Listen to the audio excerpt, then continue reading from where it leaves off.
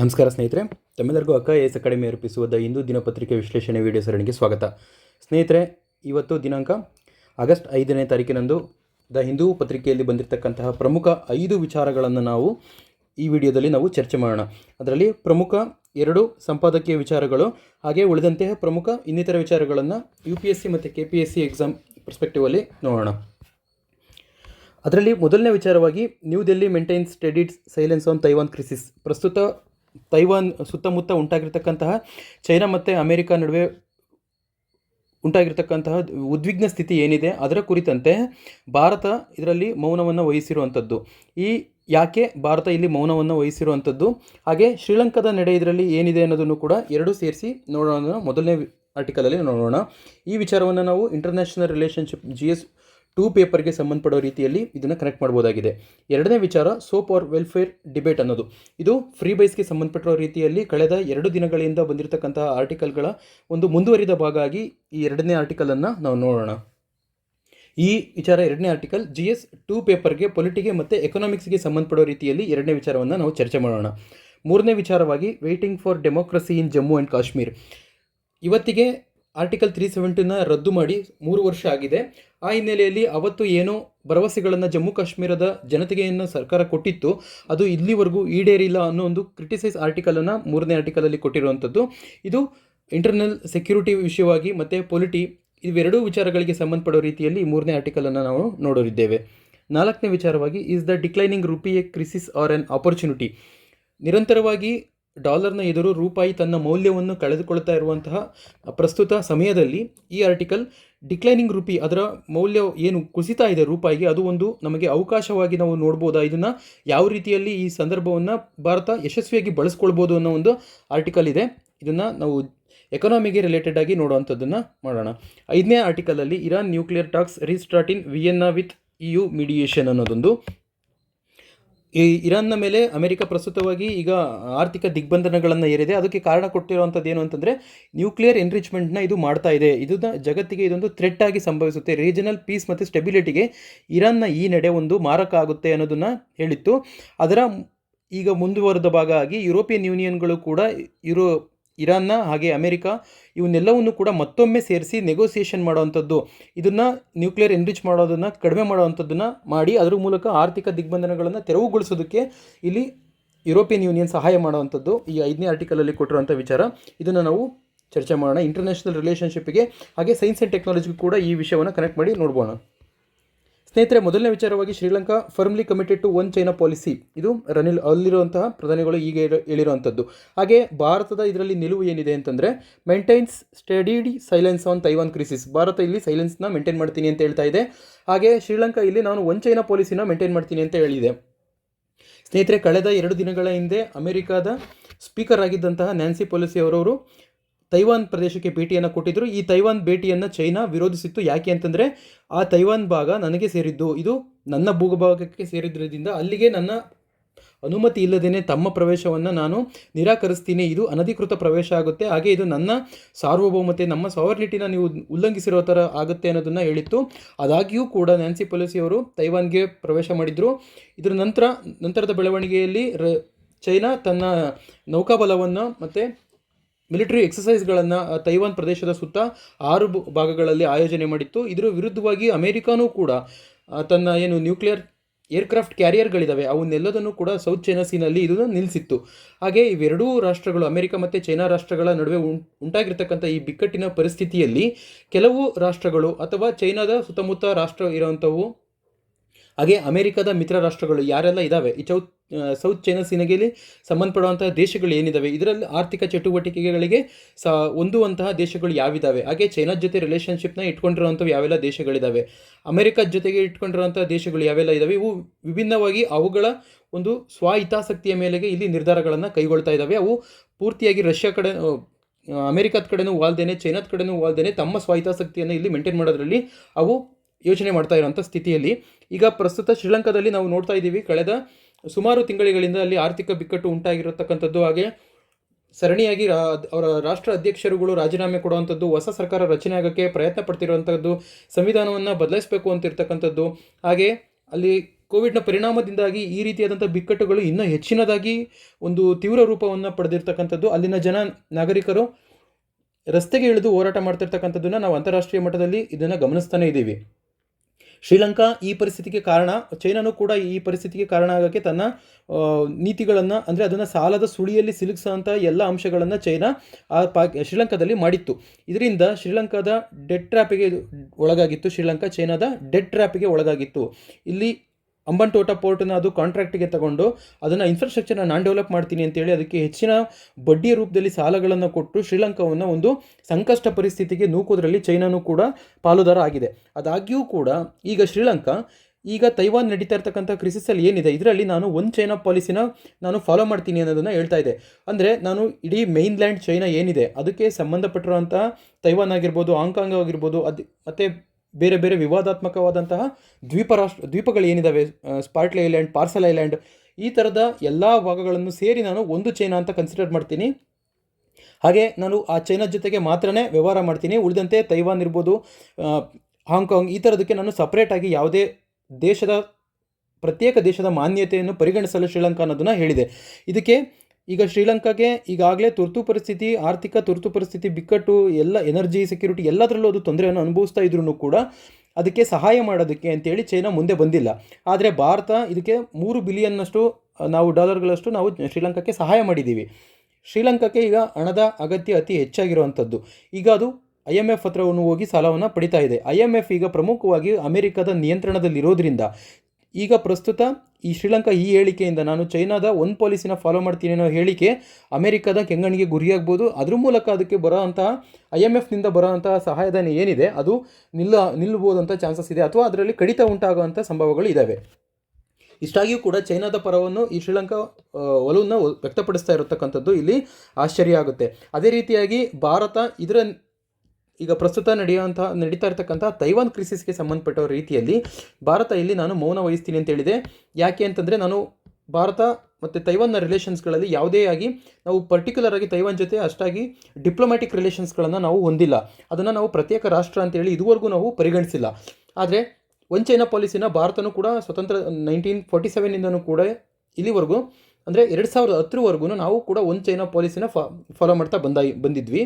ಅದಾದ ನಂತರ ಗಡಿಯಲ್ಲಿ ಉದ್ವಿಗ್ನತೆ ಏನುಂಟಾಯಿತು, ಡೋಕ್ಲಾಮ್ ಸ್ಟ್ಯಾಂಡ್ ಆಫ್ ಅಲ್ಲಾಗಿದ್ದು, ಅರುಣಾಚಲ ಪ್ರದೇಶಕ್ಕೆ ನಮ್ಮ ಮಂತ್ರಿ ಮಂಡಲದಲ್ಲಿ ಯಾರಾದರೂ ಭೇಟಿ ಕೊಟ್ಟಾಗ ಅದರ ವಿರುದ್ಧ ಅದು ತನ್ನ ಈ ಭೂಪ್ರದೇಶ ಅರುಣಾಚಲ ಪ್ರದೇಶ ಚೈನಾಕ್ಕೆ ಸೇರಿದ್ದು, ಹಾಗಾಗಿ ನನ್ನ ಅನುಮತಿ ಇಲ್ಲದೇ ನೀವು ಇಲ್ಲಿ ಬರುವಂಥದ್ದು ಮಾಡಬಾರ್ದು. ಹಾಗೆ ಅರುಣಾಚಲದ ಗಡಿಗಳಲ್ಲಿ ಮ್ಯಾಂಡ್ರಿನ್ ಲ್ಯಾಂಗ್ವೇಜ್ನಲ್ಲಿ ಹೆಸರುಗಳಲ್ಲಿ ಹಳ್ಳಿಗಳನ್ನು ಸ್ಥಾಪನೆ ಮಾಡುವಂಥದ್ದು ಅಥವಾ ಹಳ್ಳಿಗಳಿಗೆ ಮರುನಾಮಕರಣ ಮಾಡುವಂಥದ್ದು, 5G ಟೆಕ್ನಾಲಜಿನ ಲಾಂಚ್ ಮಾಡಿರುವಂಥದ್ದು, ಈ ರೀತಿಯಾದಂಥ ಎಲ್ಲ ಬಿಕ್ಕಟ್ಟುಗಳಿಂದಾಗಿ ಭಾರತ ಹಾಗೂ ಚೈನಾದ ನಡುವೆ ಪರಿಸ್ಥಿತಿ ಅಷ್ಟಾಗಿ ಹೊಂದಾಣಿಕೆಯಾಗಿ ಅಂತ ಮುಂಚೆ ಇದ್ದಂತಹ ಲೆವೆಲಲ್ಲಿ ಇದು ಸ್ನೇಹಪರವಾಗಿ ಇಲ್ಲ. ಆ ಕಾರಣದಿಂದಾಗಿ ನಾನು ಭಾರತ ಚೈನಾ ಪಾಲಿಸಿನ ನಾನು ಫಾಲೋ ಮಾಡಬೇಕು ಅಂತಂದರೆ ನೀವು ಕೂಡ ಒನ್ ಇಂಡಿಯಾ ಏನು ಫಾರ್ಮುಲಾ ಇದೆ ಅದನ್ನು ನೀವು ಅದನ್ನು ನೀವು ಅನುಸರಿಸಬೇಕು.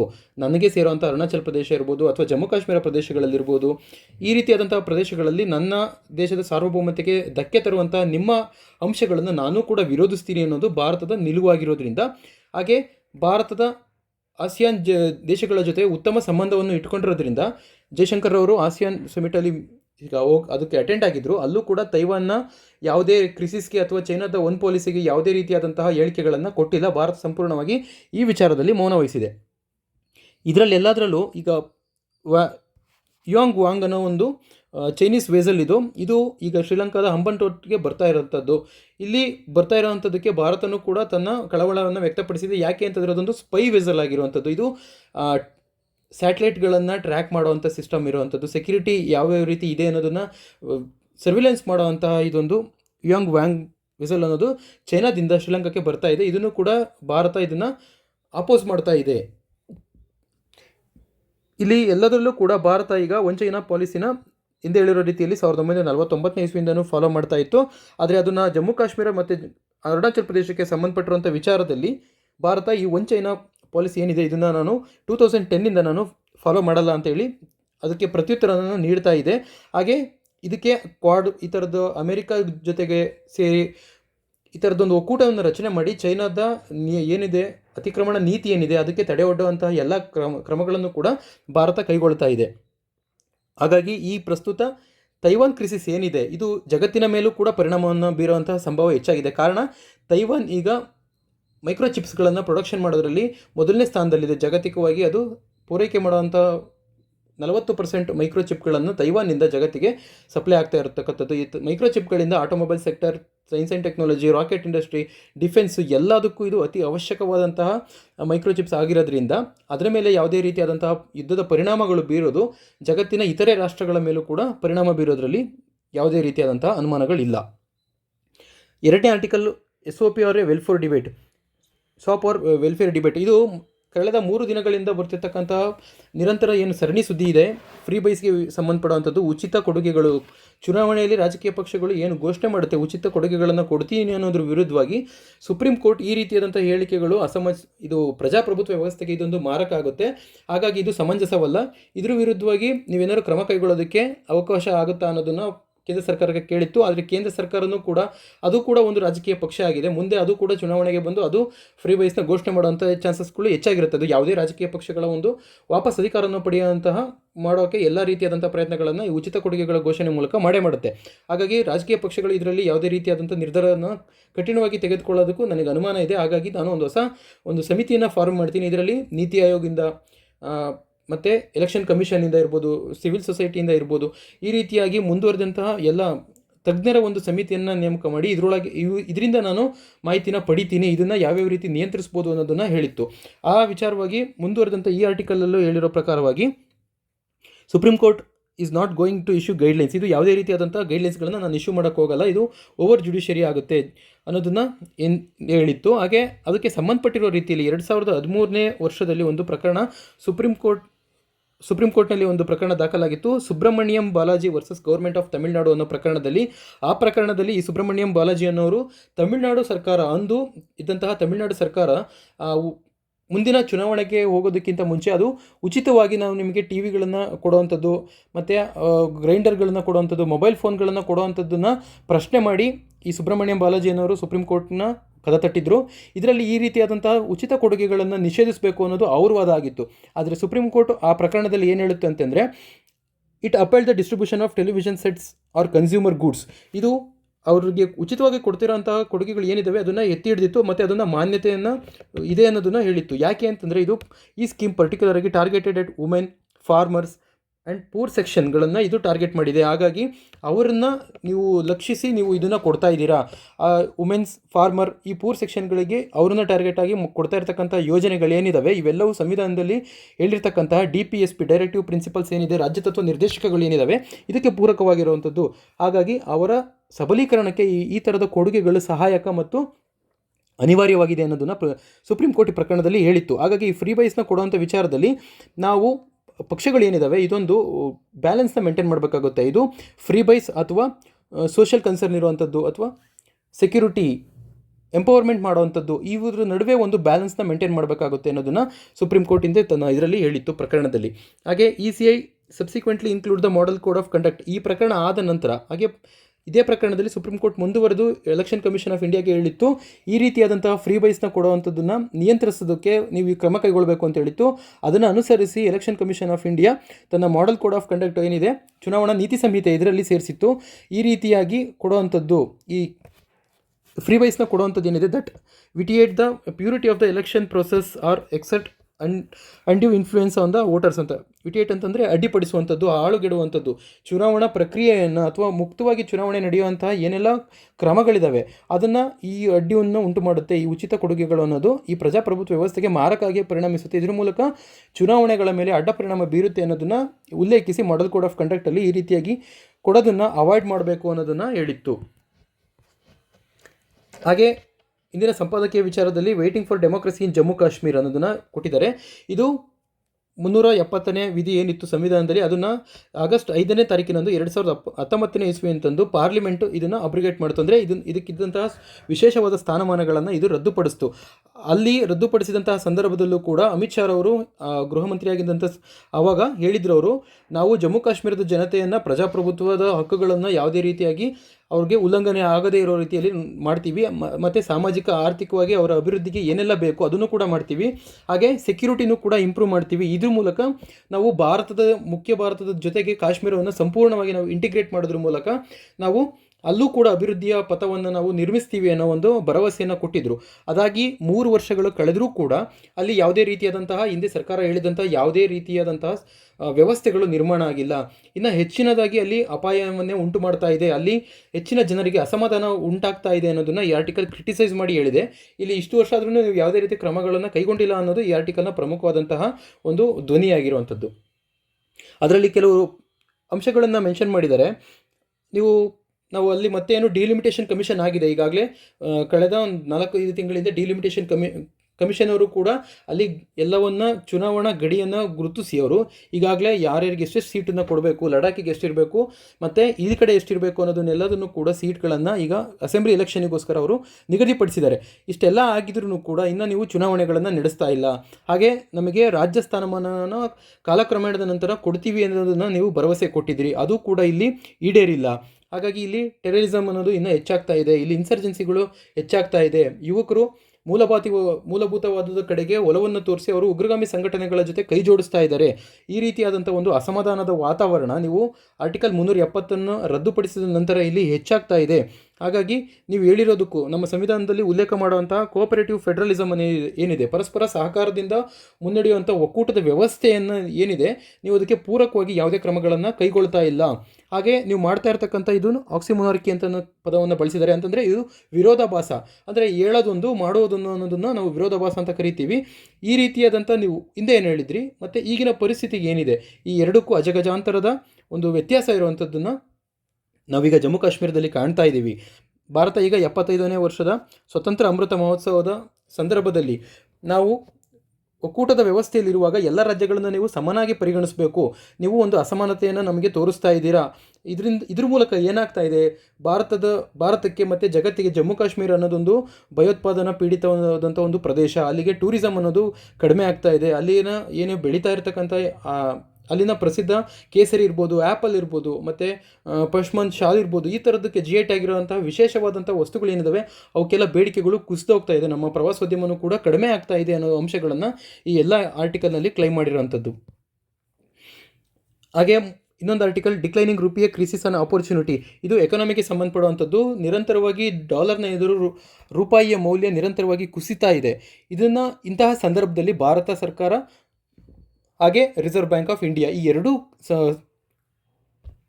ಬ್ಯಾಂಕ್ಗಳು ಮತ್ತು ಸರ್ಕಾರ ಎರಡೂ ಕೂಡ ಈ ರೂಪಾಯಿಯ ಮೌಲ್ಯವರ್ಧನೆಯನ್ನು ಅಥವಾ ಡಾಲರ್ನ ಎದುರು ನಿರಂತರವಾಗಿ ಕುಸಿತವನ್ನು ಕಾಣ್ತಾ ಇರೋದನ್ನು ಮೇಲೆತ್ತೋದಕ್ಕೋಸ್ಕರ, ರೂಪಾಯಿಯನ್ನು ಬಲಪಡಿಸೋದಕ್ಕೋಸ್ಕರ ಬೇರೆ ಬೇರೆ ಕಾರ್ಯಕ್ರಮಗಳನ್ನು ಮಾಡ್ತಾನೆ ಇದ್ದಾವೆ. ಈಗಾಗಲೇ RBI ವ್ಯಾಸ್ಟ್ರೋ ಅಕೌಂಟ್ಗಳನ್ನು ಓಪನ್ ಮಾಡ್ತೀನಿ, ಮತ್ತು ಭಾರತ ಸರ್ಕಾರದಿಂದ ಎಕ್ಸ್ಟರ್ನಲ್ ಕಮರ್ಷಿಯಲ್ ಬಾರೋಯಿಂಗ್ನ ಏನು ವಿದೇಶಗಳಿಂದ ಖಾಸಗಿ ಕಂಪನಿಗಳು ತರುವಂತಹ ಬಂಡವಾಳ ಏನಿದೆ ಅದರ ಮಿತಿಯನ್ನು ಸಡಿಲಗೊಳಿಸಿದೆ. ಹಾಗೆ RBI NRIಗಳು ಯಾರು ಇಲ್ಲಿ ಡೆಪಾಸಿಟ್ ಮಾಡ್ತಾರೆ ಕರೆನ್ಸಿಗಳಲ್ಲಿ, ವಿದೇಶಿ ಕರೆನ್ಸಿಗಳಲ್ಲಿ, ಅದರ ಮೇಲಿದ್ದಂತಹ ಮಿತಿಯನ್ನು ಇದು ತೆಗೆದುಹಾಕಿರುವಂಥದ್ದು ಅಥವಾ ಅದಕ್ಕೆ ಬಡ್ಡಿಯನ್ನು ಹೆಚ್ಚು ಮಾಡುವಂಥದ್ದು ಎಲ್ಲ ಅಂಶಗಳನ್ನು ಮಾಡ್ತಾ ಇದೆ. ಹಾಗೆ ಭಾರತ ಸರ್ಕಾರ FDI ಹೆಚ್ಚಾಗಿ ಬರುವಂಥದ್ದು, ಇದಕ್ಕೆ ಪೂರಕವಾಗಿರುವಂಥ ಕಾರ್ಯಕ್ರಮಗಳನ್ನು ರೂಪಿಸ್ತಾನೆ ಇದೆ. ಆದಾಗ್ಯೂ ಕೂಡ ರೂಪಾಯಿಯ ಮೌಲ್ಯ ತಗ್ಗುತ್ತಾನೆ ಇದೆ. ಇದಕ್ಕೆ ಹಲವಾರು ರೀತಿಯ ಕಾರಣಗಳನ್ನು ನಾವು ಕಳೆದ 3-4 ದಿನದ ಆರ್ಟಿಕಲ್ಗಳಲ್ಲೂ ನೋಡ್ತಾನೆ ಇದ್ದೀವಿ. ಇದಕ್ಕೆ ರೂಪಾಯಿಯ ಮೌಲ್ಯ ತಗ್ಗೋದಕ್ಕೆ ಪ್ರಮುಖವಾದಂತಹ ಕಾರಣ ಏನು ಅಂತಂದರೆ ಭಾರತದ ಆಮದು ಹೆಚ್ಚಾಗ್ತಾ ಇರೋವಂಥದ್ದು. ಭಾರತದ ರಫ್ತು ಕಡಿಮೆಯಾಗಿ ಆಮದುನ ಹೆಚ್ಚಾಗ್ತಾ ಇರೋದ್ರಿಂದ ನಮ್ಮ ಟ್ರೇಡ್ ಬ್ಯಾಲೆನ್ಸ್ ಏನಿದೆ ಇದು ಜಾಸ್ತಿ ಆಗ್ತಾ ಇದೆ. ಟ್ರೇಡ್ ಡೆಫಿಸಿಟ್ ವೈಡಿಂಗ್ ಆಗ್ತಾ ಇದೆ. ನಾವು ಕೊಂಡುಕೊಳ್ಳೋದು ಜಾಸ್ತಿ ಆಗ್ತಾ ಇದೆ. ಅದು ಇಂಟರ್ನ್ಯಾಷನಲ್ ಕರೆನ್ಸಿ ಡಾಲರ್ನ ಮೂಲಕ ಈ ವಹಿವಾಟುಗಳು ನಡೆಯೋದ್ರಿಂದ ನಮ್ಮ ಫಾರೆಕ್ಸ್ ರಿಸರ್ವ್ ಏನಿದೆ, ನಮ್ಮ ವಿದೇಶಿ ವಿನಿಮಯದ ಭಂಡಾರ ಏನಿದೆ ಅದು ಕ್ರಮೇಣವಾಗಿ ಕರಗ್ತಾ ಬರ್ತಾ ಇದೆ ಅನ್ನೋದು. ಅದ್ರ ಜೊತೆಗೆ ಅಮೆರಿಕದ ಫೆಡರಲ್ ಬ್ಯಾಂಕ್ಗಳು ಬಡ್ಡಿ ದರವನ್ನು ಹೆಚ್ಚು ಮಾಡಿರೋದ್ರಿಂದ ಇಲ್ಲಿ ಹೂಡಿರ್ತಕ್ಕಂತಹ ಏನು ವಿದೇಶಿ ಬಂಡವಾಳ ಇತ್ತು, FPI ಫಾರಿನ್ ಪೋರ್ಟ್ಫೋಲಿಯೋ ಇನ್ವೆಸ್ಟ್ಮೆಂಟ್ ಅವರು ಏನಿದ್ರು, ಅವರು ಹಠಾತ್ತಾಗಿ ತಮ್ಮ ಹಣವನ್ನು ಅವರು ವಿಡ್ರಾ ಮಾಡ್ತಾ ಇದ್ದಾರೆ. ಹಿಂದಕ್ಕೆ ನಮ್ಮ ದೇಶದಿಂದ ಬಂಡವಾಳವನ್ನು ತೆಗೆದು ಅಮೆರಿಕ ದೇಶದಲ್ಲಿ ಹೂಡುವಂಥದ್ದು, ಅಲ್ಲಿ ಬಡ್ಡಿ ಹೆಚ್ಚಿರೋದ್ರಿಂದ ಇಂತಹ ಎಲ್ಲ ಅಂತಾರಾಷ್ಟ್ರೀಯ ಬೆಳವಣಿಗೆಗಳಿಂದ ಹಾಗೂ ರಷ್ಯಾ ಉಕ್ರೇನ್ ನಡುವೆ ನಡೆಯುತ್ತಾ ಇರತಕ್ಕಂಥ ಯುದ್ಧದ ಪರಿಣಾಮದಿಂದಾಗಿ ಕೂಡ ಭಾರತ ಬೇರೆ ಬೇರೆ ರೀತಿಯಲ್ಲಿ ಈಗ ಆರ್ಥಿಕ ಒಂದು ಮುಗ್ಗಟ್ಟಿಗೆ ರೂಪಾಯಿಯ ಬಲವು ಕಡಿಮೆ ಆಗ್ತಾ ಇರೋದಕ್ಕೆ ಕಾರಣ ಆಗ್ತಾ ಇದೆ. ನಾವು ಹೆಚ್ಚಿನದಾಗಿ ನಮ್ಮ ಕ್ರೂಡ್ ಆಯಿಲ್ನ ನಾವು ಹೊರಗಡೆಯಿಂದ ತರಿಸೋದ್ರಿಂದ ಅದಕ್ಕೋಸ್ಕರ ನಾವು ಡಾಲರ್ನ ಖರ್ಚು ಮಾಡಬೇಕಾಗುತ್ತೆ. ಇದ್ರ ಎಲ್ಲ ಕಾರಣಗಳಿಂದಾಗಿ ನಮ್ಮ ಫಾರೆಕ್ಸ್ ರಿಸರ್ವ್ ಕಡಿಮೆ ಆಗ್ತಾ ಇರೋಂಥದ್ದು. ಇದರಲ್ಲಿ ರೂಪಾಯಿಯ ಮೌಲ್ಯ ದಿನೇ ದಿನೇ ಕುಸಿತಾ ಇದೆ. ಈ ರೂಪಾಯಿನ ಮೌಲ್ಯ ಕುಸಿತಾ ಹೋದ ಹಾಗೆ ದೇಶದಿಂದ ಬಂಡವಾಳವನ್ನು ಹಿಂತೆಗೆಯೋದು ಕೂಡ ಹೆಚ್ಚಾಗ್ತಾ ಇದೆ. ಇದೊಂದು ಟ್ವಿನ್ ಡೆಫಿಸಿಟ್ ಆಗಿ ಇದು ಪರಿಣಾಮವನ್ನು ಬೀರುವಂಥ ಸಂಭವಗಳಿದೆ. ಹಾಗೆ ಇದರಲ್ಲಿ ಆಪರ್ಚುನಿಟೀಸ್ಗಳನ್ನು ಹುಡುಕೋದಾದರೆ ಇಂಥ ಸಂದರ್ಭದಲ್ಲಿ ರೂಪಾಯಿಯ ಬಲವರ್ಧನೆಗೆ ಮಾಡುವಂಥ ಅವಕಾಶಗಳು ಯಾವ್ಯಾವೆಲ್ಲ ಇದ್ದಾವೆ ಅನ್ನೋದನ್ನು ಈ ಆರ್ಟಿಕಲಲ್ಲಿ ಚರ್ಚೆ ಮಾಡಿದ್ದಾರೆ. ಈ ಆರ್ಟಿಕಲಲ್ಲಿ ಹೇಳಿರೋ ಪ್ರಕಾರ ಇದಕ್ಕೆ ಕೆಲವು ಮಿತಿಗಳು ಇದ್ದಾವೆ. ಅದು ಯಾವುದು ಅಂತಂದರೆ despite depreciation in nominal exchange rate and real exchange rate ಒಂದು ನಾಮಿನಲ್ ಎಕ್ಸ್ಚೇಂಜ್ ರೇಟ್ ಅನ್ನೋದೊಂದು, ಹಾಗೆ ರಿಯಲ್ ಎಕ್ಸ್ಚೇಂಜ್ ರೇಟ್ ಅನ್ನೋದೊಂದನ್ನು ಇಲ್ಲಿ ಮೆನ್ಷನ್ ಮಾಡಿದ್ದಾರೆ. ಇಲ್ಲಿ ನಾಮಿನಲ್ ಎಕ್ಸ್ಚೇಂಜ್ ರೇಟ್ ಅನ್ನೋದನ್ನು ಏನಂತಂದರೆ, ನಾಮಿನಲ್ ಎಕ್ಸ್ಚೇಂಜ್ ರೇಟಲ್ಲಿ ನಾವೇನು ಮಾಡ್ತೀವಿ, ₹1 ಈಕ್ವಲ್ಸ್ $1. ಇದನ್ನು ನಾರ್ಮಲ್ ಆಗಿ ನೋಡ್ತೀವಿ. ₹1 ಎಷ್ಟು ಡಾಲರ್ನ ಇರುವಂಥದ್ದು ಎದುರುಗಡೆ $1 ಎದುರುಗಡೆ ರೂಪಾಯಿಯ ಮೌಲ್ಯ ಎಷ್ಟಿದೆ ಅನ್ನೋದನ್ನು ನಾವು ನಾಮಿನಲ್ ಎಕ್ಸ್ಚೇಂಜ್ ರೇಟಾಗಿ ನೋಡ್ತೀವಿ. ಹಾಗೆ ನಾವು ರಿಯಲ್ ಎಕ್ಸ್ಚೇಂಜ್ ರೇಟ್ ಅನ್ನೋದನ್ನು ನೋಡೋದಾದರೆ ಇದಕ್ಕೆ ಚಿಕ್ಕ ಒಂದು ಫಾರ್ಮುಲಾ ಥರ ಅಪ್ಲೈ ಮಾಡ್ತೀವಿ. ಇದು ನಾಮಿನಲ್ ಎಕ್ಸ್ಚೇಂಜ್ ರೇಟ್ ಇಂಟು ಬೇರೆ ದೇಶದಲ್ಲಿ ಇರತಕ್ಕಂತಹ ಒಂದು ವಸ್ತು. ಈಗ ಯಾವುದಾದ್ರೂ ಒಂದು ಕಾಮನ್ ಆಗಿರುವಂಥ ವಸ್ತು, ಯಾವುದಾದ್ರೂ ಒಂದು ಆ್ಯಪಲ್, ಈಗ ಅಮೆರಿಕದಲ್ಲಿ ಇರತಕ್ಕಂತಹ ಒಂದು ಆ್ಯಪಲ್ನ ಪ್ರೈಸು ಆ ದೇಶದಲ್ಲಿ ಏನಿದೆ, ಹಾಗೆ ಭಾರತದಲ್ಲಿರ್ತಕ್ಕಂತಹ ಆ್ಯಪಲ್ನ ಬೆಲೆ ಏನಿದೆ, ಇದನ್ನು ಕ್ಯಾಲ್ಕುಲೇಟ್ ಮಾಡಿದರೆ ನಮಗೆ ರಿಯಲ್ ಎಕ್ಸ್ಚೇಂಜ್ ರೇಟ್ ಬರುತ್ತೆ. ನಾಮಿನಲ್ ಎಕ್ಸ್ಚೇಂಜ್ ರೇಟ್ ಬೇರೆ ಇದೆ, ಹಾಗೆ ರಿಯಲ್ ಎಕ್ಸ್ಚೇಂಜ್ ರೇಟ್ ಬೇರೆ ಇರುತ್ತೆ. ಇದರಲ್ಲಿ ಹೇಳಿರೋ ಪ್ರಕಾರವಾಗಿ despite depreciation in normal exchange rate the real exchange rate has not really depreciated. ಇದರಲ್ಲಿ ನಾಮಿನಲ್ ಎಕ್ಸ್ಚೇಂಜ್ ರೇಟ್ ಮಾತ್ರನೇ ಇಲ್ಲಿ ಕುಸಿತ ಕಾಣ್ತಾ ಇರೋಂಥದ್ದು. ಆದರೆ ರಿಯಲ್ ಎಕ್ಸ್ಚೇಂಜ್ ರೇಟಲ್ಲಿ ಏನಿದೆ, ಇದರಲ್ಲಿ ಯಾವುದೇ ರೀತಿಯಾದಂಥ ದೊಡ್ಡ ಮಟ್ಟದ ಕುಸಿತವನ್ನು ಕಂಡಿಲ್ಲ. ಇದು ಡಿಪ್ರಿಸಿಯೇಟ್ ಆಗಿಲ್ಲ ಅನ್ನೋದನ್ನು ಇತ್ತೀಚಿನ ಸಮಯದಲ್ಲಿ ನಾವು ನೋಡ್ಬೋದಾಗಿದೆ. ಹಾಗೆ ಎರಡನೇದು 2-3 ಡೆಕೆಡ್ಸ್ಗಳಿಂದ sensitivity of exports has been weaker as far as change in the real exchange rate is concerned. ಯಾವುದೇ ಈಗ ರೂಪಾಯಿಯ ಮೌಲ್ಯ ಕುಸಿತ ಬಂತು ಅಂತಂದರೆ ಅದರಲ್ಲಿ ಒಂದು ಕಡೆ ಒಬ್ಬರಿಗೆ ಒಂದು ಗುಂಪಿಗೆ ಲಾಭ ಆಗುತ್ತೆ, ಇನ್ನೊಂದು ಗುಂಪಿಗೆ ನಷ್ಟ ಉಂಟಾಗುತ್ತೆ. ಯಾರು ಇಲ್ಲಿಂದ ಆಮದನ್ನು ಮಾಡ್ತಾರೆ ಆವಾಗ ಅವರಿಗೆ ಹೆಚ್ಚಿನದಾಗಿ ನಷ್ಟ ಉಂಟಾಗುತ್ತೆ ರೂಪಾಯಿಯ ಮೌಲ್ಯವು ಕುಸಿದಾಗ. ಆದರೆ ಇಲ್ಲಿಂದ ಯಾರು ರಫ್ತುಗಳನ್ನು ಹೆಚ್ಚಾಗಿ ಮಾಡ್ತಾರೆ ಅವರಿಗೆ ಹೆಚ್ಚಿನ ಲಾಭ ಬರುತ್ತೆ. ರೂಪಾಯಿಯ ಮೌಲ್ಯದ ಕುಸಿತದಿಂದಾಗಿ ಯಾರು ರಫ್ತುದಾರರಿರ್ತಾರೆ ಅವರಿಗೆ ಹೆಚ್ಚಿನ ಒಂದು ಆದಾಯ ಸಿಗುತ್ತೆ. ಆ ರಫ್ತುದಾರ ಹೆಚ್ಚಿನ ಆದಾಯನ ಪಡೆಯೋದಕ್ಕೆ ಹೆಚ್ಚು ರಫ್ತು ಮಾಡ್ತಾ ಇದ್ದಾನೆ ಅಂತಂದರೆ, ಆ ರಫ್ತು ಮಾಡೋದಕ್ಕಿಂತ ಮುಂಚೆ ಆ ವಸ್ತುವನ್ನು ಅವನು ಇಲ್ಲಿ ಮ್ಯಾನುಫ್ಯಾಕ್ಚರಿಂಗ್ ಮಾಡೋದಕ್ಕೆ ಬೇರೆ ವಿದೇಶಗಳಿಂದನೂ ಕೂಡ ಕೆಲವು ವಸ್ತುಗಳನ್ನು ತರಿಸಿ ಆಮದು ಮಾಡಬೇಕಾಗುತ್ತೆ. ಅದಾದ ನಂತರ ಅವನು ಇಲ್ಲಿ ಮತ್ತೆ ಅದನ್ನು ಅಸೆಂಬಲ್ ಮಾಡಿ ಅದಕ್ಕೆ ಬೇಕಾಗಿರ್ತಕ್ಕಂಥ ಪ್ರೊಸೆಸ್ ಮಾಡಿ ಅವನು ಅದಾದಮೇಲೆ ಎಕ್ಸ್ಪೋರ್ಟ್ ಮಾಡಬೇಕಾಗುತ್ತೆ. ಹೀಗೆ ಎಕ್ಸ್ಪೋರ್ಟ್ ಮಾಡೋದಕ್ಕಿಂತ ಮುಂಚೆ ಅವನು ಇಂಪೋರ್ಟ್ ಕೂಡ ಮಾಡಿರ್ತಾನೆ, ಬೇರೆ ಚಿಕ್ಕ ಪುಟ್ಟ ವಸ್ತುಗಳನ್ನು ಸೇರಿಸಿ. ಹಾಗಾಗಿ ಈ ಇಂಪೋರ್ಟ್ ಮತ್ತು ಎಕ್ಸ್ಪೋರ್ಟ್ ಎರಡೂ ಕೂಡ ಸಮನಾಗಿರುವಂಥದ್ದು. ಹಾಗಾಗಿ ಇದರಲ್ಲಿ ಯಾವುದೇ ರೀತಿಯಾದಂಥ ಹೆಚ್ಚಿನ ವ್ಯತ್ಯಾಸಗಳು ಕಳೆದ 2-3 ದಶಕಗಳಿಂದನೂ ಕೂಡ ಇಲ್ಲಿ ಆಗಿಲ್ಲ ಅನ್ನೋದನ್ನು ಹೇಳ್ತಾ ಇರುವಂಥದ್ದು.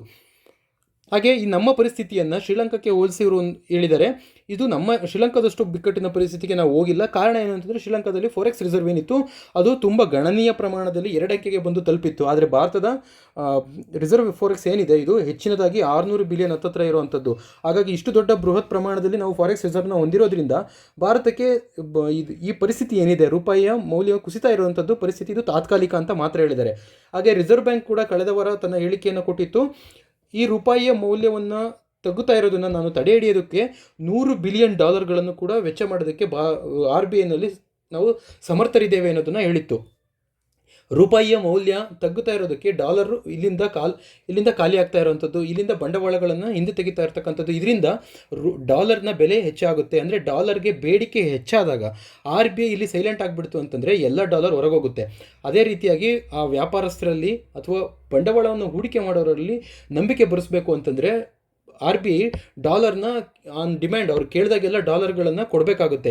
ಇದ್ರ ಮೂಲಕ ಡಾಲರ್ನ ವಹಿವಾಟನ್ನು ಹೆಚ್ಚು ಮಾಡುವಂತಹ ಅವಕಾಶವನ್ನು ಇಲ್ಲಿ RBI ಹೊಂದಿರುತ್ತೆ. ಹಾಗಾಗಿ $100 ಬಿಲಿಯನ್ ನಾನು ಇದನ್ನು ವಿನಿಮಯದಲ್ಲಿ ಇದು ಖರ್ಚು ಮಾಡೋದಕ್ಕೆ, ರೂಪಾಯಿಯ ಬಲವರ್ಧನೆ ಮಾಡೋದಕ್ಕೆ ನಾನು ಬಳಸ್ತೀನಿ ಅನ್ನೋ ಒಂದು ಹೇಳಿತ್ತು. ಇಷ್ಟು ದೊಡ್ಡ ಪ್ರಮಾಣವನ್ನು ಕೂಡ ನಾನು ಬಳಸೋದಕ್ಕೆ ರೆಡಿ ಇದ್ದೀನಿ.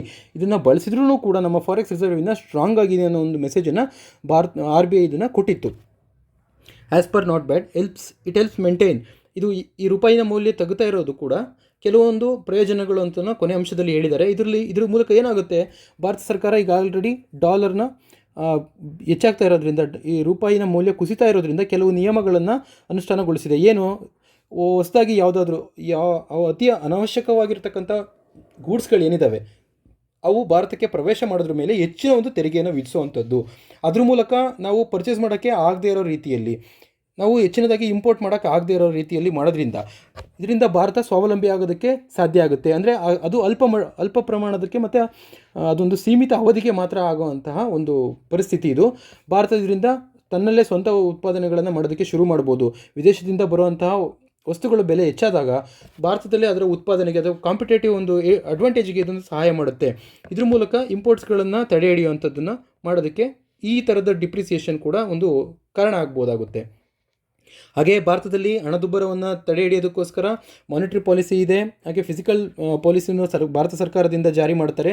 ಈ ಫಿಸಿಕಲ್ ಪಾಲಿಸಿಯ ಮುಖ್ಯ ಉದ್ದೇಶ ಏನು ಅಂತಂದರೆ ಡೆಟ್ ಸ್ಟೆಬಿಲಿಟಿ, ಸಾಲದ ಅಂತರ ಏನಿರುತ್ತೆ ಇದನ್ನು ಒಂದು ಸ್ಥಿರೀಕರಣಗೊಳಿಸಬೇಕು ಅನ್ನೋದು ಫಿಸಿಕಲ್ ಪಾಲಿಸಿಯ ಮುಖ್ಯ ಜವಾಬ್ದಾರಿಯಾಗಿರುತ್ತೆ. ಹಾಗೆ ಮಾನಿಟರಿ ಪಾಲಿಸಿಯ ಮುಖ್ಯ ಜವಾಬ್ದಾರಿ ಏನಾಗಿರುತ್ತೆ ಅಂತಂದರೆ ಟಾರ್ಗೆಟ್ ದ ಔಟ್ಪುಟ್ ಗ್ಯಾಪ್, ಅದರ ಮೂಲಕ ಇನ್ಫ್ಲೇಷನ್ನ ಕಂಟ್ರೋಲ್ ಮಾಡೋದು, ಹಣದುಬ್ಬರವನ್ನು ಒಂದು ನಿಯಂತ್ರಣದಲ್ಲಿ ಇಡುವಂಥದ್ದು ಮುಖ್ಯವಾದ ಕಾರ್ಯ ಯಾವುದು ಅಂತಂದರೆ ಮಾನಿಟರಿ ಪಾಲಿಸಿಯ RBIನ ಮಾನಿಟರಿ ಪಾಲಿಸಿಯದಾಗಿರುತ್ತೆ.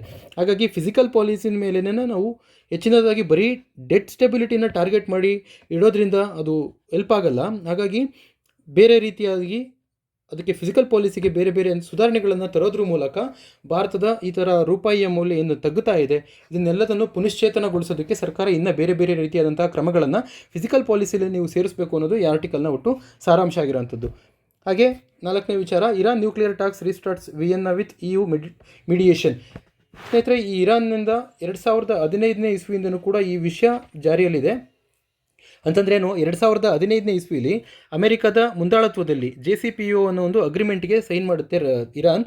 ಇದರಲ್ಲಿ ಜೊತೆಯಾಗಿ ಭಾಗವಹಿಸುವಂಥ ದೇಶಗಳು Britain, China, France, Germany, Iran, Russia ಮತ್ತು ಯುನೈಟೆಡ್ ಸ್ಟೇಟ್ಸ್ ಈ ಎಲ್ಲವೂ ಸೇರಿ JCPOA ಅನ್ನೋದನ್ನು ಒಂದು ಅಗ್ರಿಮೆಂಟ್ಗೆ ಒಳಪಡಿಸ್ತವೆ ಇರಾನ್ನ. ಅಂತಂದರೆ joint comprehensive plan of actions ಅಂತ. ಇದ್ರ ಪ್ರಮುಖ ಉದ್ದೇಶ ಏನಾಗಿರುತ್ತೆ ಅಂತಂದರೆ ಇರಾನ್ನ ಮೇಲೆ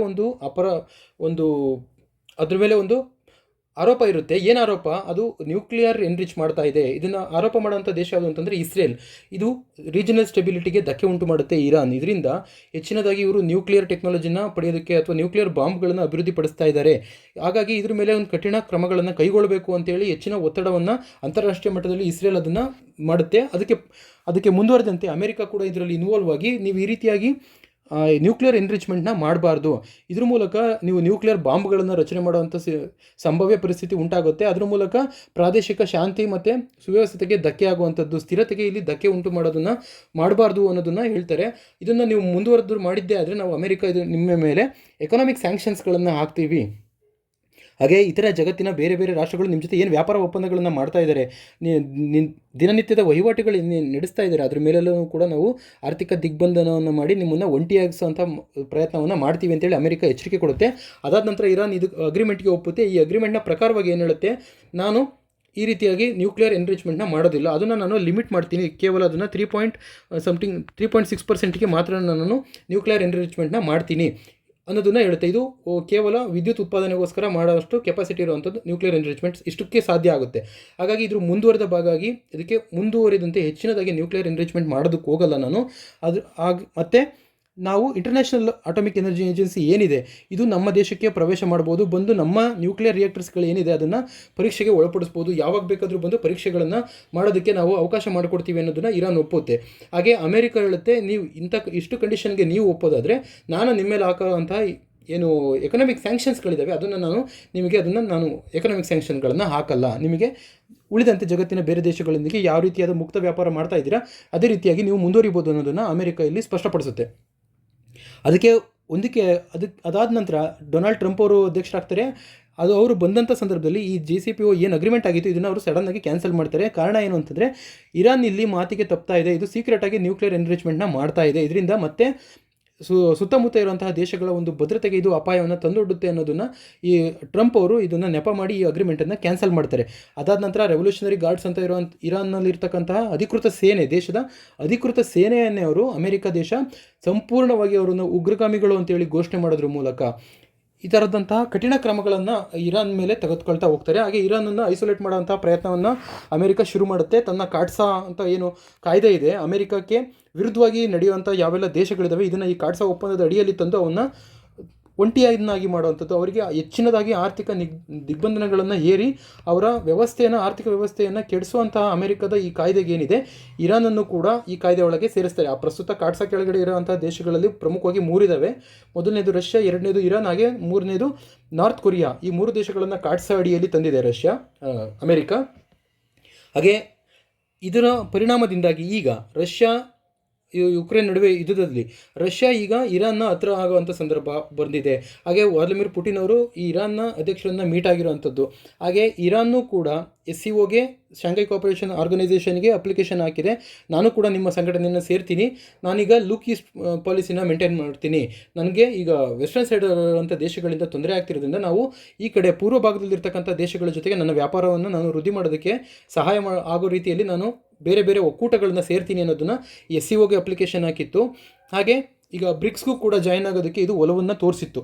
ಇಷ್ಟು ಇರಾನ್ ಈಗ ಈ ಕಡೆ ಶಿಫ್ಟ್ ಆಗ್ತಾ ಇರೋದನ್ನು ಗಮನಿಸಿ ಅಮೆರಿಕ ಮತ್ತು ಯುರೋಪ್ಗೂ ಕೂಡ ಈ ಇರಾನ್ ತುಂಬ ಅವಶ್ಯಕವಾಗಿದೆ. ಯಾಕೆಂದರೆ ಎನರ್ಜಿ ಸೆಕ್ಯೂರಿಟಿ ಇರುವಂಥದ್ದು, ಇಲ್ಲಿ ರಿಚ್ ಆಗಿ ಕ್ರೂಡ್ ಆಯಿಲ್ ಗ್ಯಾಸಸ್ ಇರೋದ್ರಿಂದ ಯುರೋಪಿಯನ್ ಯೂನಿಯನ್ಗೂ ಕೂಡ ಇರಾನ್ ಇಲ್ಲಿ ಅವಶ್ಯಕ ಆಗುತ್ತೆ.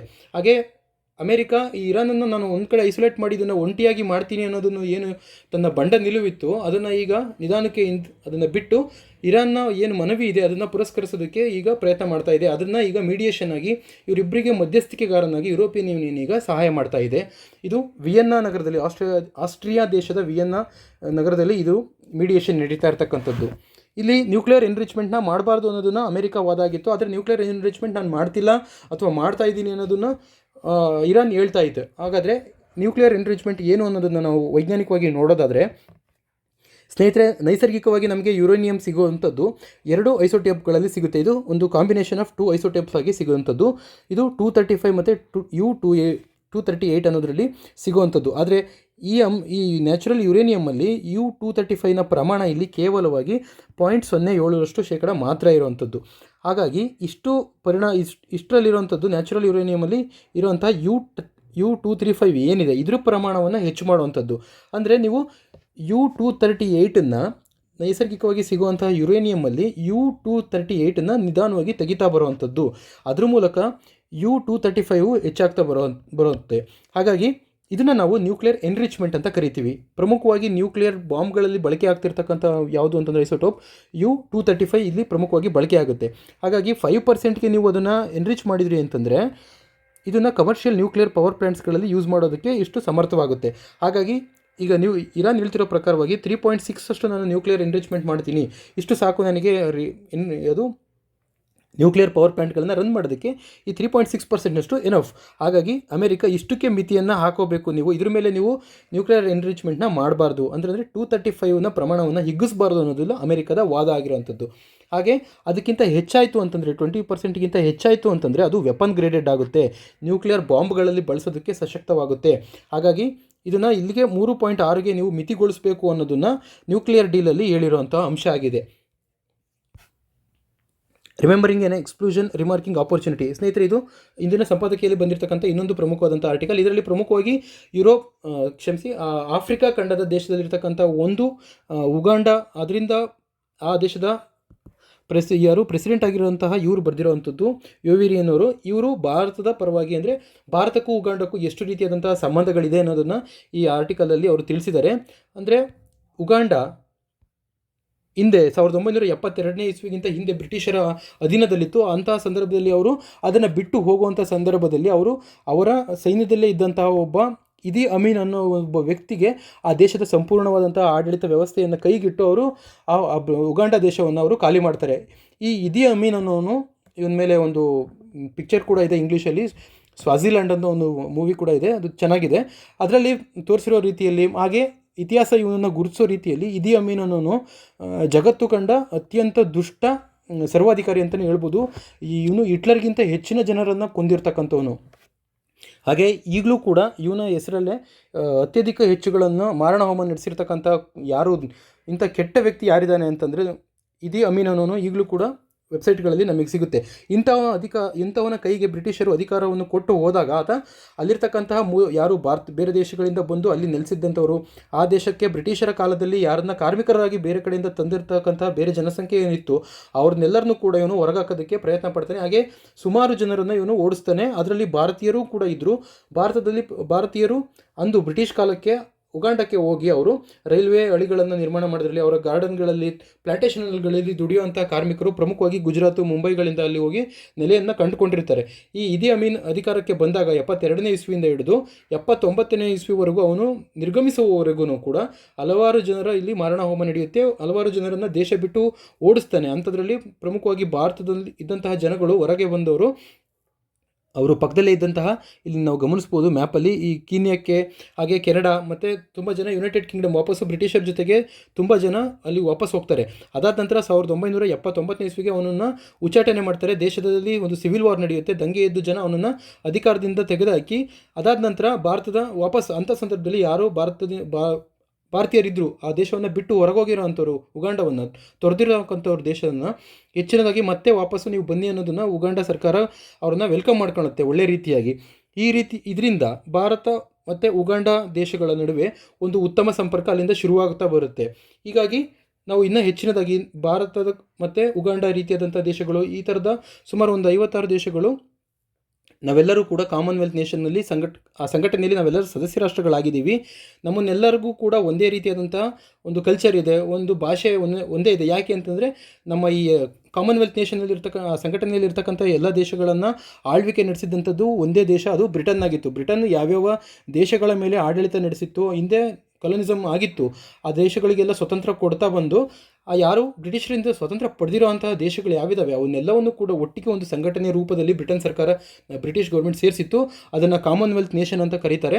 ಹಾಗಾಗಿ ಎಲ್ಲ ದೇಶಗಳಲ್ಲೂ ಬ್ರಿಟಿಷರ ಸುದೀರ್ಘ ಆಳ್ವಿಕೆಯ ಪರಿಣಾಮದಿಂದಾಗಿ ಒಂದೇ ರೀತಿಯಾದಂತಹ ಭಾಷೆ ಇರುವಂಥದ್ದು, ಸಾಮಾನ್ಯವಾಗಿ ಇಂಗ್ಲೀಷ್ ಇರುವಂಥದ್ದು, ಹಾಗೆ ರಾಜಕೀಯ ಆಡಳಿತ ವ್ಯವಸ್ಥೆಯಲ್ಲಿ ಡೆಮೋಕ್ರಸಿನ ತರುವಂಥದ್ದು. ಈ ರೀತಿಯಾಗಿ ಎಲ್ಲ ಕಾಮನ್ವೆಲ್ತ್ ನೇಷನ್ಗಳಲ್ಲೂ ಇದೊಂದು ಕಾಮನ್ ಪಾಯಿಂಟ್ ಆಗಿರುವಂಥದ್ದು. ಹೆಚ್ಚಿನದಾಗಿ ಇವರು ಡೆಮೋಕ್ರಸಿಗೆ ಬೆಲೆಯನ್ನು ಕೊಡುವಂಥದ್ದು, ಇಂಗ್ಲೀಷ್ ಭಾಷೆಯನ್ನು ಹೆಚ್ಚಾಗಿ ಬಳಸುವಂಥ ದೇಶಗಳನ್ನು ನಾವು ಕಾಮನ್ವೆಲ್ತ್ನಲ್ಲಿ ನೋಡ್ಬೋದಾಗಿದೆ. ಹಾಗಾಗಿ ಪ್ರಮುಖವಾಗಿ ಇರತಕ್ಕಂಥ ಸೌತ್ ಆಫ್ರಿಕಾದಲ್ಲಿ ಇರ್ತಕ್ಕಂಥ ದೇಶಗಳಿಗೂ ಮತ್ತು ಭಾರತದ ಜೊತೆಗಿನ ಸಂಬಂಧಗಳು ಉತ್ತಮವಾಗಿದ್ದಾವೆ.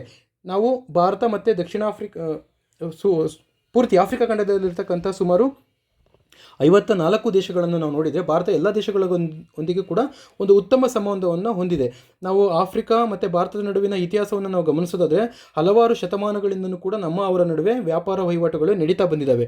ಈ ಆಫ್ರಿಕಾ ಖಂಡವನ್ನು ನಾವು ಭೌಗೋಳಿಕವಾಗಿ ಗಮನಿಸೋದಾದರೆ ಇದು ಇಡೀ ಜಗತ್ತಿನ 2ನೇ ದೊಡ್ಡ ಖಂಡ ಆಗಿ ನಮಗೆ ಕಾಣಿಸುತ್ತೆ. ಹಾಗೆ 2ನೇ ದೊಡ್ಡ ಒಂದು ಜನಸಂಖ್ಯೆ ಹೆಚ್ಚಾಗಿರ್ತಕ್ಕಂಥ ಒಂದು ಖಂಡ ಆಗಿದೆ. ಅಂದರೆ ಜಗತ್ತಿನ 18% ಜನಸಂಖ್ಯೆ ಈ ಖಂಡದಲ್ಲಿ ವಾಸ ಮಾಡ್ತಾ ಇದೆ. ಹಾಗೆ ಲ್ಯಾಂಡ್ ಏರಿಯಾವನ್ನು ನಾವು ನೋಡೋದಾದರೆ ಇದು 6% ಲ್ಯಾಂಡ್ ಏರಿಯಾವನ್ನು ಹೊಂದಿರತಕ್ಕಂಥದ್ದು. 54 ದೇಶಗಳ ಒಂದು ಖಂಡ ಇರುವಂಥದ್ದು. ಇದರಲ್ಲಿ ಒಟ್ಟು ಅದರ ಮಾರುಕಟ್ಟೆಯ ಒಂದು ಸಾಮರ್ಥ್ಯ ಏನಿದೆ ಅದು 3 ಟ್ರಿಲಿಯನ್ ಮಾರ್ಕೆಟ್ನಷ್ಟು ಸಾಮರ್ಥ್ಯವನ್ನು ಹೊಂದಿರತಕ್ಕಂಥದ್ದು. ಇದರಲ್ಲಿ ಭಾರತ ಮತ್ತು ಆಫ್ರಿಕಾ ಖಂಡಗಳ ನಡುವೆ ಇರತಕ್ಕಂಥ ಸಂಬಂಧ ನಾವು ನೋಡೋದಾದರೆ, ನಮ್ಮ ಗಾಂಧಿ ಇಲ್ಲಿಗೆ ಗಾಂಧೀಜಿ ಆಗಕ್ಕೆ ಅವರು ಮುಂದೆ ಇಲ್ಲಿ ಸ್ವತಂತ್ರ ಹೋರಾಟಕ್ಕೆ ಭಾಗವಹಿಸೋದಕ್ಕಿಂತ ಮುಂಚಿತವಾಗಿ ಅವರು ದಕ್ಷಿಣ ಆಫ್ರಿಕಾದಲ್ಲಿದ್ದರು. ಅಲ್ಲಿ ಅವರು ವಕೀಲಿಕೆ ವೃತ್ತಿಯನ್ನು ಮಾಡ್ತಾಯಿದ್ರು. ಅಲ್ಲಿಂದ ಅವರು ನಂತರ ಅಲ್ಲಿನ ಆಫ್ರಿಕಾ ದೇಶದಲ್ಲಿ ಆದಂತಹ ಬೆಳವಣಿಗೆಗಳು ಅಥವಾ ಜನಾಂಗೀಯ ತಾರತಮ್ಯ, ವರ್ಣಭೇದದ ನೀತಿ ಇದರೆಲ್ಲದರ ವಿರುದ್ಧ ಅವರು ಅಲ್ಲಿನ ಜನರ ಪರವಾಗಿ ಹೋರಾಡಿ ಅವರು ಒಂದು ಹೋರಾಟದ ಮನೋಭಾವಗಳನ್ನು ಮೈಗೂಡಿಸಿಕೊಂಡು ನಂತರ ಭಾರತಕ್ಕೆ ಬಂದು ಭಾರತದಲ್ಲೂ ಇದೇ ರೀತಿಯಾದಂಥ ಪರಿಸ್ಥಿತಿಗಳಿರೋದ್ರಿಂದ ಇಲ್ಲೂ ಕೂಡ ಅವರು ಯಶಸ್ವಿಯಾಗಿ ಹೋರಾಟ ಮಾಡೋದಕ್ಕೆ ಒಂದು ಮುಖ್ಯ ಭೂಮಿಕೆಯಾಗಿ ಅವರನ್ನು ತಯಾರಿ ಮಾಡಿದಂತಹ ದೇಶ ಯಾವುದು ಅಂತಂದರೆ ದಕ್ಷಿಣ ಆಫ್ರಿಕಾ ಆಗಿತ್ತು. ಹಾಗಾಗಿ ಭಾರತಕ್ಕೂ ಮತ್ತು ಆಫ್ರಿಕಾಕ್ಕೂ ಒಂದು ಉತ್ತಮವಾದಂತಹ ಸಂಬಂಧ, ಒಂದು ಭಾವನಾತ್ಮಕವಾದ ಸಂಬಂಧಗಳು ಇರೋದು ಸತ್ಯ. ಹಾಗೆ ಅಲ್ಲಿರ್ತಕ್ಕಂತಹ ನೆಲ್ಸನ್ ಮಂಡೇಲಾ ಏನಿದ್ರು ಅವರು ಕೂಡ ವರ್ಣಭೇದದ ನೀತಿಯ ವಿರುದ್ಧವಾಗಿ, ಬ್ರಿಟಿಷರ ವಿರುದ್ಧವಾಗಿ ಹೋರಾಡಿದಂಥವ್ರು. ಅವ್ರನ್ನ ಅಲ್ಲಿಯ ಜನ ಆಫ್ರಿಕನ್ ಗಾಂಧಿ ಅಂತಲೇ ಕರೀತಾರೆ. ಭಾರತ ಸರ್ಕಾರನೂ ಕೂಡ ಇಬ್ಬರು ನಮ್ಮ ದೇಶದ ಉನ್ನತವಾದಂತಹ ನಾಗರಿಕ ಪ್ರಶಸ್ತಿ ಏನಿದೆ ಭಾರತ ರತ್ನ, ಇದನ್ನು ಇಬ್ಬರು ವಿದೇಶಿಯರಿಗೆ ನೀಡಿದೆ ಭಾರತ ಸರ್ಕಾರ. ಅದರಲ್ಲಿ ಒಬ್ಬರು ಖಾನ್ ಅಬ್ದುಲ್ ಗಫರ್ ಖಾನ್ ಅನ್ನೋರು, ಇವ್ರನ್ನ ಗಡಿನಾಡ ಗಾಂಧಿ ಅಂತ ಕರೀತಾರೆ. ಹಾಗೆ ಇನ್ನೊಬ್ರು ಯಾರು ಅಂತಂದರೆ ಇವರು ನೆಲ್ಸನ್ ಮಂಡೇಲಾ ಕೂಡ ಭಾರತ ಸರ್ಕಾರ ಈ ಭಾರತ ರತ್ನ ಪ್ರಶಸ್ತಿಯನ್ನು ಕೊಟ್ಟು ಗೌರವಿಸಿದೆ. ಹಾಗಾಗಿ ಅವರು ಮತ್ತು ನಮ್ಮ ನಡುವೆ ಇರ್ತಕ್ಕಂಥ ಒಂದು ಉತ್ತಮ ಸಂಬಂಧ ಇನ್ನೂ ವೃದ್ಧಿ ಆಗ್ತಾನೇ ಇದೆ. ಭಾರತದ ಒಟ್ಟು ಅಲ್ಲಿ 3 ಮಿಲಿಯನ್ನಷ್ಟು ಭಾರತದ ಸಂಬಂಧವನ್ನು ಹೊಂದಿರತಕ್ಕಂಥವ್ರು ಅಥವಾ ಭಾರತೀಯ ಮೂಲದವರು ಆ ಆಫ್ರಿಕಾ ಖಂಡದಲ್ಲಿ ನೆಲೆಸಿರ್ತಕ್ಕಂಥವ್ರು. ನಮ್ಮ ಮತ್ತು ಆಫ್ರಿಕಾ ಖಂಡದ ನಡುವೆ ನಡೆಯುವಂತಹ ವ್ಯಾಪಾರ ವಹಿವಾಟನ್ನು ನಾವು ಗಮನಿಸೋದ್ರ ಸಂಖ್ಯೆಗಳಲ್ಲಿ 66.7 ಬಿಲಿಯನ್ನಷ್ಟು 2019-20 ಅಂದರೆ ಕರೋನಾ ಬರೋದಕ್ಕಿಂತ ಮುಂಚಿನ ವರ್ಷಗಳಲ್ಲಿ ನಮ್ಮ ಅವರ ನಡುವಿನ ವಾರ್ಷಿಕ ವಹಿವಾಟನ್ನು ನಾವು 66 ಬಿಲಿಯನ್ನಷ್ಟು ದೊಡ್ಡ ಪ್ರಮಾಣದಲ್ಲಿ ವಹಿವಾಟು ನಡೀತಾ ಇದೆ. ಹಾಗೆ 8% ಇಂಪೋರ್ಟ್ನ ನಾವು ಆಫ್ರಿಕಾ ಖಂಡದಿಂದ ನಾವು ಆಮದನ್ನು ಮಾಡ್ತೀವಿ ವಸ್ತುಗಳನ್ನು. ಹಾಗೆ ನಮ್ಮ ವಸ್ತುಗಳನ್ನು ಅವರಿಗೆ ಕಳಿಸೋದ್ರಲ್ಲಿ ಆಫ್ರಿಕಾ ಖಂಡಕ್ಕೆ 9% ವಸ್ತುಗಳು ಏನು ಆಮದಾಗುತ್ತೆ ಅದು ಭಾರತದಿಂದನೂ ಸಪ್ಲೈ ಆಗುವಂಥದ್ದು. ಹಾಗೆ ಭಾರತ ಆಫ್ರಿಕಾ ಖಂಡದಲ್ಲಿ 8ನೇ ದೊಡ್ಡ ಒಂದು ಬಂಡವಾಳ ಹೂಡಿಕೆ ದೇಶವಾಗಿರುವಂಥದ್ದು. ನಮ್ಮ ಮತ್ತು ಆಫ್ರಿಕಾ ಖಂಡದ ನಡುವೆ ಸಂಬಂಧ ವೃದ್ಧಿಯಾಗೋದಕ್ಕೋಸ್ಕರ 2008ನೇ ಇಸ್ವಿಲಿ ಡ್ಯೂಟಿ ಫ್ರೀ ಟ್ಯಾರಿಫನ್ನು ನಾವು ಇಂಪ್ಲಿಮೆಂಟ್ ಮಾಡಿದ್ದೀವಿ. ಹಾಗೆ ಇಂಡೋ ಆಫ್ರಿಕಾ ಫೋರಮ್ ಸಮಿಟ್ ಅನ್ನೋದು ಕೂಡ ರಚನೆ ಮಾಡಿ ಇದ್ರ ಮೂಲಕ ಕಲ್ಚರಲ್ ಆಗಿರ್ಬೋದು ಮತ್ತು ಸೈನ್ಸ್ ಆ್ಯಂಡ್ ಟೆಕ್ನಾಲಜಿ ಸಂಬಂಧಪಡುವಂಥದ್ದು, ಹ್ಯೂಮನ್ ರಿಸೋರ್ಸ್ನ ಡೆವಲಪ್ ಮಾಡುವಂಥದ್ದು, ಸ್ಕಿಲ್ ಡೆವಲಪ್ಮೆಂಟ್ ಮಾಡುವಂಥದ್ದು, ಇನ್ಫಾರ್ಮೇಷನ್ ಟೆಕ್ನಾಲಜಿ ಎಕನಾಮಿಕ್ಸಿಗೆ ಸಂಬಂಧಪಡುವಂಥದ್ದು, ಎಜುಕೇಷನ್, ಹೆಲ್ತ್ ಕೇರ್, ಟೆಲಿಮೆಡಿಸಿನ್ ಈ ಥರದನ್ನೆಲ್ಲದಕ್ಕೂ ಕೂಡ ನಾವು ಆಫ್ರಿಕಾ ಖಂಡದಲ್ಲಿರತಕ್ಕಂಥ ಹಲವಾರು ದೇಶಗಳೊಂದಿಗೆ ನಾವು ಉತ್ತಮವಾದಂತಹ ಸಂಬಂಧಗಳನ್ನು ಇಟ್ಕೊಂಡಿದ್ದೀವಿ. ಪ್ರಮುಖವಾಗಿ 54 ರಾಷ್ಟ್ರಗಳಲ್ಲಿ ಪ್ರಮುಖವಾದಂಥ ಭಾಷೆ ಯಾವುದಾಗಿದೆ ಅಂದರೆ ಆಫ್ರಿಕಾ ಖಂಡದಲ್ಲಿ ಇಂಗ್ಲೀಷ್ ಭಾಷೆ ಆಗಿರೋದ್ರಿಂದ ಭಾರತ ನೇರವಾಗಿ ಅವ್ರ ಜೊತೆಗೆ ಮಾತಾಡೋದಕ್ಕೆ ಸಾಧ್ಯ ಆಗುತ್ತೆ. ಅವರ ಎಲ್ಲ ಪಾಲಿಸಿಗಳಲ್ಲಿ ಭಾರತ ನೇರವಾಗಿ ಇನ್ವಾಲ್ವ್ ಆಗುತ್ತೆ. ಭಾರತದ ಸಹಕಾರವನ್ನು ಅವರು ಕೂಡ ನಿರೀಕ್ಷೆ ಮಾಡ್ತಾರೆ. ಇಲ್ಲಿ ಆಫ್ರಿಕಾ ಖಂಡದಲ್ಲಿ ಭಾರತಕ್ಕೂ ಇರುವಂಥ ಸಂಬಂಧದಲ್ಲಿ ನಮಗೆ ಕೆಲವು ಸವಾಲಿನ ಅಂಶಗಳು ಯಾವುದು ಅಂತಂದರೆ ಈ ಚೈನಾ ಫ್ಯಾಕ್ಟರ್. ಇಲ್ಲಿ ಈ ಚೈನಾ ಈ ಥರ ಬಡತನ ಇರುವಂತಹ ರಾಷ್ಟ್ರಗಳು ಯಾವಿದಾವೆ ಆಫ್ರಿಕಾದಲ್ಲಿ? ಮೊದಲೇ ಆಫ್ರಿಕಾ ತುಂಬ ನ್ಯಾಚುರಲ್ ರಿಸೋರ್ಸ್ನಲ್ಲಿ ರಿಚ್ ಆಗಿರುವಂಥ ದೇಶ ಆಗಿದೆ. ಅಲ್ಲಿ ಕ್ರೂಡ್ ಆಯಿಲ್ ಇರುವಂಥದ್ದು, ನ್ಯಾಚುರಲ್ ಗ್ಯಾಸ್ ಇರುವಂಥದ್ದು, ಕಾಪರು, ಲೀಥಿಯಮ್ಮು ಈ ಥರದ ಪ್ರಮುಖವಾದಂತಹ ಒಂದು ಮಿನರಲ್ಸ್ ಓರ್ಗಳಿರುವಂಥದ್ದನ್ನು ಈ ಚೈನಾ ಅಲ್ಲಿನ ಡೆಟ್ ಟ್ರ್ಯಾಪ್ ಮೂಲಕ ಹಲವಾರು ಅಲ್ಲಿರುವಂಥ ದೇಶಗಳಲ್ಲಿ ಇರುವಂಥ ಸರ್ಕಾರಗಳಲ್ಲಿ ಇರ್ತಕ್ಕಂತಹ ಪ್ರಮುಖವಾದಂತಹ ಯಾರು ಪ್ರೆಸಿಡೆಂಟ್ ಇರ್ಬೋದು, ಅಧ್ಯಕ್ಷರಿರ್ತಾರೆ, ಪ್ರಧಾನಿಗಳು ಯಾರು ಇರ್ತಾರೆ, ಇವರು ಆ ಸರ್ಕಾರಿ ವಲಯದ ಅಧಿಕಾರಿಗಳಿಗೆ ಎಲ್ಲರಿಗೂ ಲಂಚವನ್ನು ಕೊಟ್ಟು ಅಲ್ಲಿ ಕಡಿಮೆ ರೇಟಿಗೆ ಅಲ್ಲಿರೋ ಮೈನ್ಸ್ಗಳನ್ನು ಲೀಸಿಗೆ ಪಡೆದು ಅಲ್ಲಿಂದ ಮಿನರಲ್ಸ್ನ ಎಕ್ಸ್ಟ್ರಾಕ್ಟ್ ಮಾಡಿ ಅದು ಚೈನಾಕ್ಕೆ ಸಪ್ಲೈ ಮಾಡ್ತಾ ಇದೆ.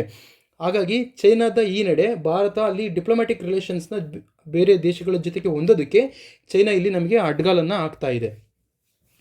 ಈ ನೆಲೆಯಲ್ಲಿ ನಾವು ಈಗ ಈ ಆರ್ಟಿಕಲಲ್ಲಿ ಉಗಾಂಡ ಮತ್ತು ಭಾರತ ದೇಶಗಳ ನಡುವೆ ಹಾಗೆ ಕಾಮನ್ವೆಲ್ತ್ ನೇಷನ್ಗಳ ಜೊತೆಗೆ ಸಂಬಂಧಗಳು ಹೆಚ್ಚಿನ ರೀತಿಯಲ್ಲಿ ವೃದ್ಧಿಯಾಗಬೇಕು. ಇದು 3 ಟ್ರಿಲಿಯನ್ ಮಾರ್ಕೆಟ್ನ ಹೊಂದಿರುವಂತಹ ದೊಡ್ಡ ಒಂದು ಮಾರುಕಟ್ಟೆ ಆಗಿರುವಂಥದ್ದು ಈ ಆಫ್ರಿಕಾ. ಹಾಗಾಗಿ ಇದ್ರ ಜೊತೆಗೆ ನಾವು ಭಾರತದ ಜೊತೆಗೆ ಹೆಚ್ಚಿನ ನಾವು ಒಳ್ಳೆಯ ಸಂಬಂಧಗಳನ್ನು ನಿರೀಕ್ಷೆ ಮಾಡ್ತಾ ಇದ್ದೀವಿ ಅನ್ನೋದನ್ನು ಈ ಆರ್ಟಿಕಲಲ್ಲಿ ಕ್ಲೈಮ್ ಮಾಡಿದ್ದಾರೆ. ಇದಾಗಿತ್ತು ಸ್ನೇಹಿತರೆ ಇವತ್ತಿನ ದ ಹಿಂದೂ ವಿಶ್ಲೇಷಣೆ video. So thank you all.